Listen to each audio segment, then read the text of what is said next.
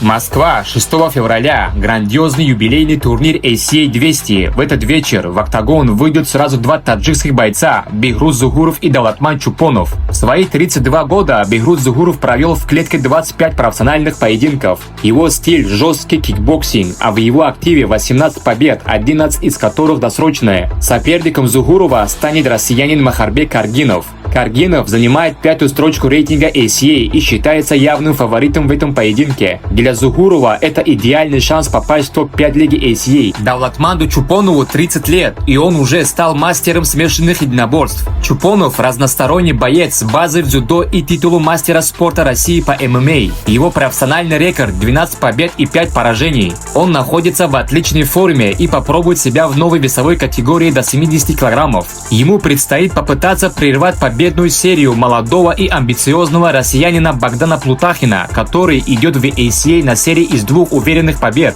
Обоим таджикским бойцам предстоит серьезнейшая проверка. Зугурову нужен идеальный бой на дистанции, а Чупонов должен использовать свою борьбу для нейтрализации ударника. Юбилейный турнир ACA 200 подарит нам много крутых поединков, особенно когда в карде есть таджикские бойцы. 6 февраля, Дворец спорта Мегаспорт. Поддержим наших.